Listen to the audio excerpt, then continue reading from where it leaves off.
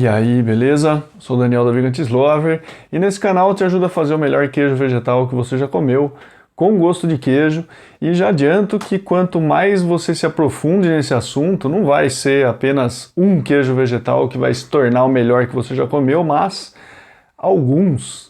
É isso porque a diversidade é muito grande. Inclusive, eu queria falar aqui sobre duas variações que você pode fazer a partir do cream cheese ou de uma base de castanha fermentada. Essas bases de castanha fermentada elas são excelentes para começar muita coisa, muita mesmo. Por isso que chama base. Você consegue construir vários queijos vegetais diferentes. E isso daí também falando de queijos vegetais híbridos, ou seja, aqueles que você se utiliza de uma base fermentada, tipo essa que eu vou falar agora, e aí você adiciona geleficantes, adiciona espessantes, enfim, outros compostos que vão dar características diferentes. Inclusive, você pode adicionar também saborizantes para complexificar um pouco o sabor. Então, isso não só depois que a coisa está pronta, mas a própria base que vai ser fermentada, ela pode ser fermentada com diferentes micro-organismos, né? Então, olha só o quanto de possibilidade que a gente tem na mão, tá? Bom, mas começando do princípio, vai. Essa base fermentada é o quê? Castanha de caju demolhada, que você vai triturar com um pouco de água, vai utilizar algum starter e aí vai ficar ao seu critério, vai ser mais fácil aquele que você tiver à mão. Pode ser Rejuvelac, pode ser kombucha, pode ser kefir de água, pode ser probiótico comprado em farmácia, pode ser o que você tiver aí para fazer fermentar. Tá? O importante é você ter castanha de caju que você vai triturar com um pouco de água.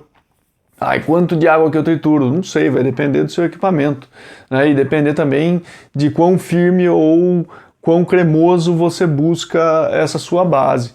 E colocar para fermentar. Esse é que é o passo mais importante. E também colocar um pouco de sal, né? O sal a gosto aí que também vai variar. Se você está usando um starter que já tem sal, você vai segurar um pouco no sal. Se ele não tem sal, você já pode colocar, né, um pouco mais de sal. O detalhe é que, por exemplo, né, a kombucha, ela pode ser usada porque tem lactobacilos ali que vão fermentar, mas quando você faz kombucha, normalmente você coloca açúcar, né? E esse açúcar dificilmente é consumido na totalidade. Então, mas vai ficar ruim. Não é por isso que eu tô falando. Tô falando isso para que você tenha esse ponto de atenção na hora de adicionar kombucha e trabalhar com sal ali para que você consiga ter um produto, né, que, sei lá, que acabe alcançando aí a sua expectativa. Tá? Mas enfim, uma vez que você tem isso e fermentou, né, pelo tempo que você achou que deveria fermentar, não mais do que 48 horas, né? Mas vai fermentar ali entre 12 e 24 horas mais ou menos, experimenta, vê como é que tá, chegou num ponto, maravilha. Essa é uma base que ela vale para muita coisa, tá? Então aqui eu quero colocar duas variações para essa base aí. A primeira delas é um sour cream, né? Esses cremes mais ácidos, né? Que eu acho que em português acaba nem tendo tradução, né? Chamado de sour cream mesmo, que acompanha refeições, né? Acompanha alguns pratos. Ele fica um pouco mais líquido, né? Quando você pega numa colher e solta ele escorrega muito bem escorregado em cima de algum prato que você está colocando, né? Esse sour cream. Pode ser utilizado também para saladas, né? Se colocar ele por cima de uma salada, assim e tal, vai muito bem. E a grande característica dele é esse termo sour, que quer dizer ácido, azedo. Então, como que você vai deixar algo que está deliciosamente fermentado para esse caminho mais azedo ainda? Vai deixar fermentar mais? Não, porque a base ela já foi fermentada e está pronta. O que você vai fazer vai acrescentar ácido. E qual ácido você vai acrescentar? Você vai acrescentar agora 2 tipos de ácido, justamente para ter uma complexidade maior. Você vai acrescentar o ácido cítrico, na forma do limão, e o ácido acético, na forma do vinagre. É possível que você tenha que acrescentar um pouco mais de água também, para ele ficar menos cremoso e um pouco mais líquido. E aí você vai ter que balancear isso. Quanto que vai acrescentar? Não sei. Você vai acrescentando aos poucos, vai experimentando, às vezes precisa colocar um pouco mais de sal, mas o ponto é, você parte dessa base e só precisa colocar esses 3 líquidos, né? Limão, vinagre e água, e colocar o sal também, ali numa medida que isso se torne um equilíbrio.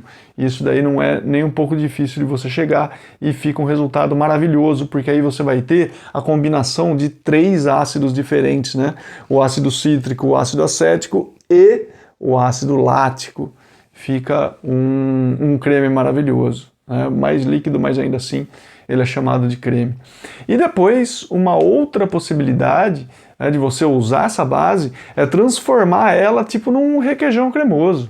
E aí, o que você pode utilizar? Você vai utilizar um tubérculo, né, um tubérculo cozido, obviamente, você não vai usar ele cru, mas você vai adicionar ali, seja cará, seja inhame, seja batata, seja mandioca. Né?